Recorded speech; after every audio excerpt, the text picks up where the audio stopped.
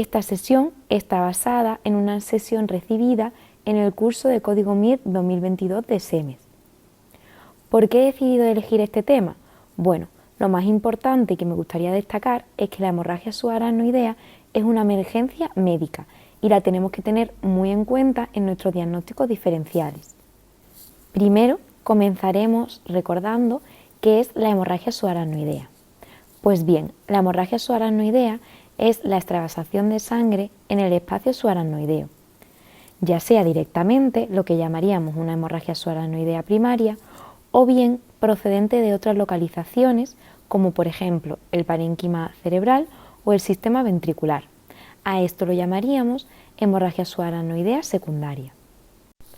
Las causas de hemorragias subaracnoideas son las siguientes. Dentro de las más frecuentes, y señalar que la más frecuente sería la hemorragia subaracnoidea espontánea, y dentro de ella el 80-90% de los casos se produce por una rotura del aneurisma. Otra causa frecuente sería la producida por un traumatismo craneoencefálico y en este caso sería una hemorragia subaracnoidea traumática.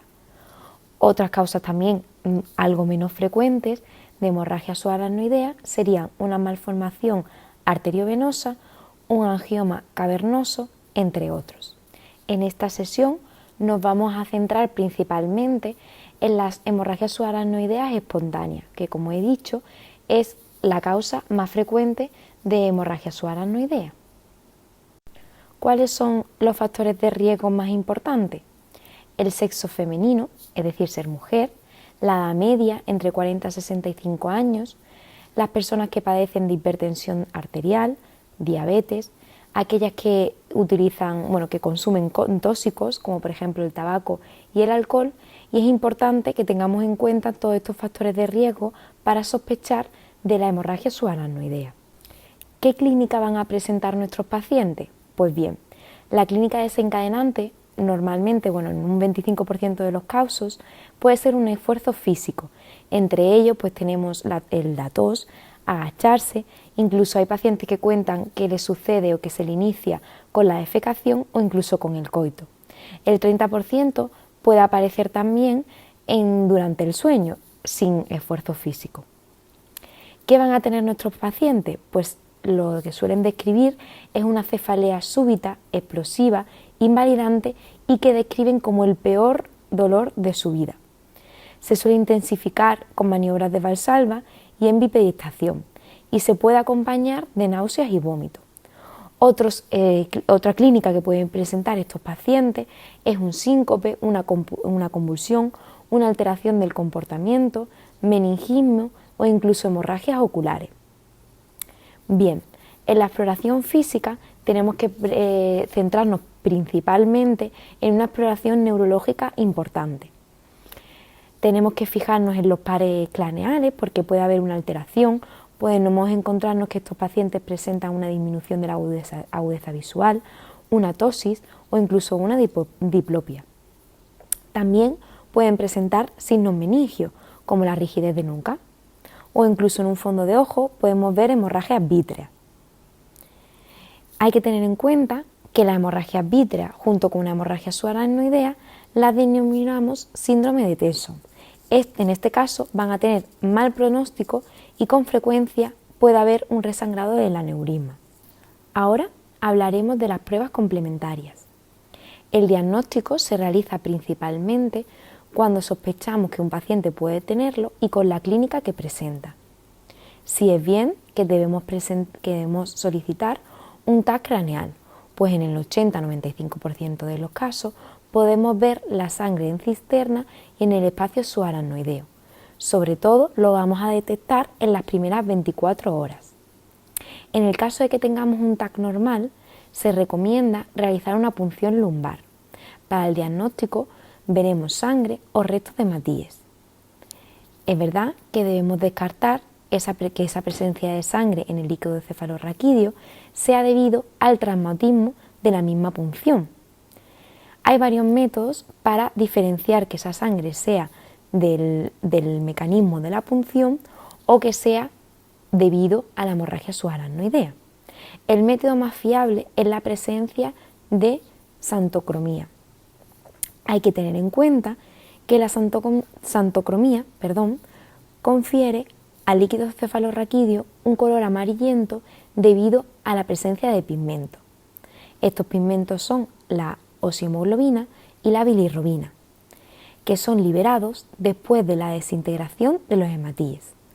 Este proceso ocurre entre las 12 horas y las 2 semanas de la hemorragia subaracnoidea, por lo que si se realiza antes de este plazo puede haber una hemorragia subaracnoidea en ausencia de santocromía, y eso no significa que no pueda ser una hemorragia subaracnoidea. Si la punción lumbar es normal y hay alta sospecha de que sea una hemorragia subaracnoidea, debemos solicitar una angiografía o una angioresonancia o una angiotaca. Es decir, y como resumen, nosotros lo sospechamos con la clínica que presenta el paciente, le pedimos un TAC craneal y si en este caso el TAC craneal sale normal, debemos realizarle la punción lumbar. Si sale santocromía, sí que diagnosticaremos de una hemorragia subaracnoidea. En el caso contrario, y que tengamos alta sospecha, deberemos solicitar una angiografía, angioresonancia o angiotac.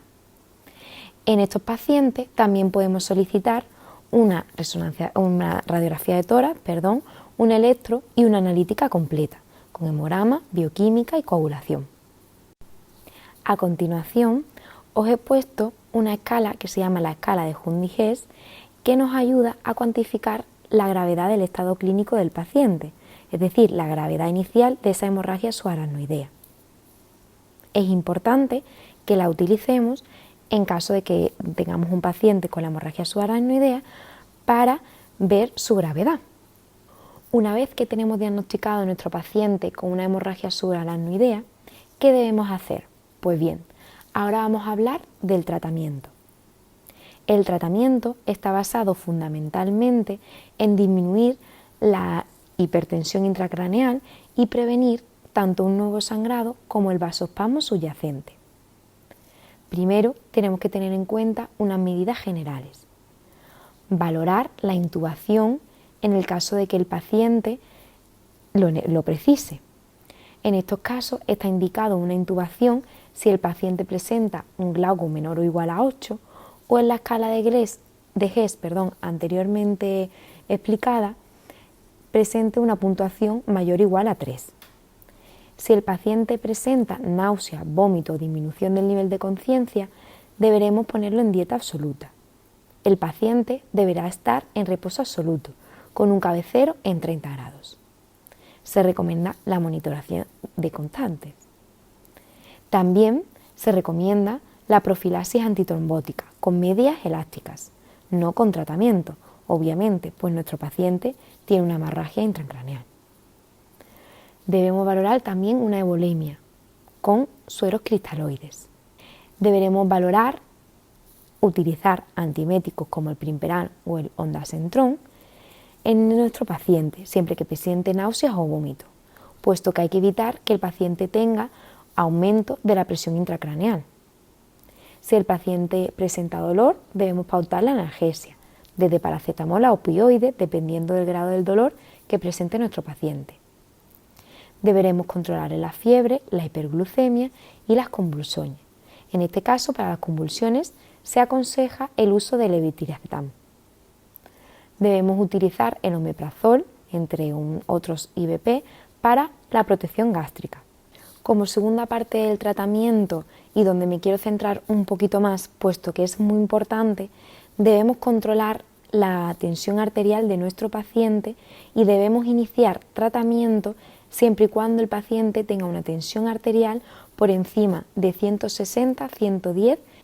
Para ello utilizaremos como fármacos el labetalol o urapidilo. Es muy importante que no utilicemos nitroglicerina ni nitroprusiato. ¿Por qué? Pues estos dos fármacos aumentan el flujo sanguíneo cerebral y esto va a hacer que aumente el sangrado. Por lo tanto, es importante que recordemos que en estos pacientes no podemos usar estos fármacos. Los fármacos que debemos utilizar son, en primer lugar, el labetalol. Lo haremos con labetalol de ampolla de 100 miligramos en 20 mililitros. Utilizaremos bolos de 10 a 20 miligramos y V a pasar en 1 o 2 minutos.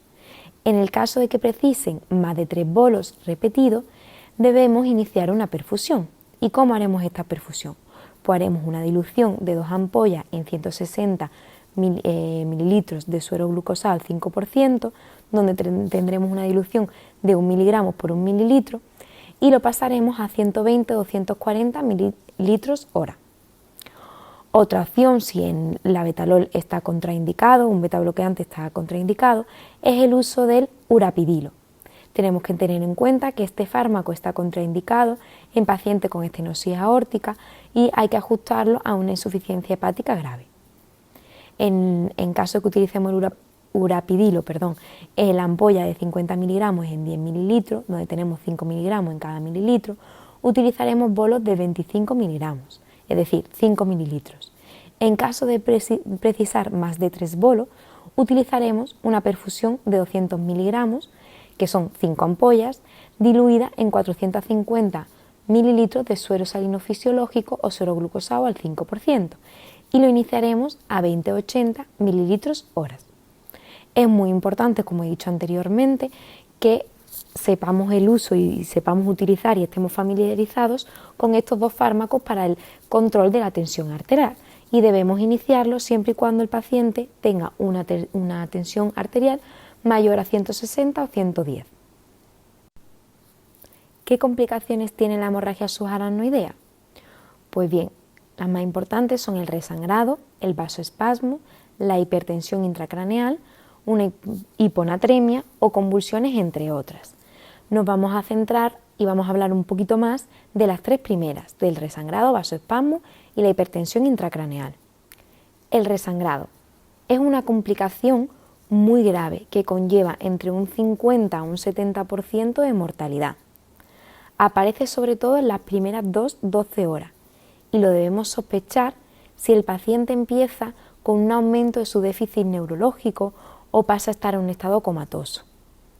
En este caso que lo sospechemos, debemos repetir un angiotac y el tratamiento es una cirugía precoz que se recomienda en las primeras 72 horas desde la hemorragia subaracnoidea. La siguiente complicación es el vasoespasmo, que aparece entre el 4 y 14 días después de la hemorragia subaracnoidea y suele aparecer en un tercio de los pacientes. Debemos sospecharlo en este caso igualmente que en el anterior, si el paciente empieza con un déficit neurológico o una disminución de la escala de Glauco. El diagnóstico en este caso se hará con un Doppler transcraneal, donde vemos una aceleración del flujo, o podemos solicitar una angiografía. El tratamiento de prevención para el vasoespasmo es la eubolemia y el nimodipino. El nimodipino se debe utilizar una vez que el paciente esté estabilizado en las primeras 48 horas. Debemos utilizar 60 miligramos cada 4 horas. Primero lo utilizaremos intravenoso y luego pasaremos a la vía oral. La ampolla tiene 10 miligramos en 50 mililitros. El inicio de la perfusión deberá ser a 1 miligramo por hora. Por última complicación, hablaremos de la hipertensión intracraneal. El diagnóstico es clínico y debemos sospecharlo cuando el paciente presente la triada de Cushing. ¿En qué se basa? Pues en que el paciente presente una hipertensión junto con bradicardia y una depresión respiratoria. En este caso que presente la triada debemos sospecharlo y debemos iniciar el tratamiento para evitar esa hipertensión intracraneal. Lo primero que tenemos que pensar es que el paciente tiene que tener una vía aérea permeable. En el caso de que no lo tenga, tendremos que poner remedio para ello. El cabecero debe estar a 30 grados y la presión arterial sistólica debemos mantenerla en 90. Utilizaremos para la eubolemia suero salino hipertónico al 7,5% o también podemos utilizar el mannitol al 20%. En estos pacientes necesitamos una normoventilación. Debemos evitar tanto la hipercapnia como la hipocapnia, puesto que la hipocapnia presenta una vasoconstricción cerebral y por lo tanto una isquemia, y la hipercapnia aumenta la presión intracraneal y por lo tanto va a aumentar el sangrado. El objetivo capnográfico será entre 30 y 40 milímetros de mercurio. Por último, me gustaría acabar, puesto que es una de las causas más frecuentes, hablar del tratamiento del aneurisma. Brevemente, decir que tenemos dos técnicas. Por un lado tenemos la técnica neuroendovascular, que sería una embolización del material que favorece la formación de trombo dentro del saco, epitelización del cuello y así cierra la luz de este aneurisma. En el caso de que el aneurisma sea muy grande, la cirugía solo se reserva para estos casos, para aquellos casos que sea un aneurisma muy grande o en que tras la embolización de su luz persisten y resangran. En este caso se utilizaría el clip a nivel quirúrgico. Por último, me gustaría finalizar esta sesión recordando que la hemorragia subaracnoidea es una patología muy grave y que tiene una mortalidad del 30%. El 10% son muertes súbitas. Además, un 10% de los pacientes que presentan una hemorragia subaracnoidea presentan una secuela grave. Por eso es importante y me gustaría que os quedaseis con que la hemorragia subaracnoidea tenemos que tenerla en cuenta para hacer los diagnósticos diferenciales. Muchas gracias por vuestra atención. Un saludo.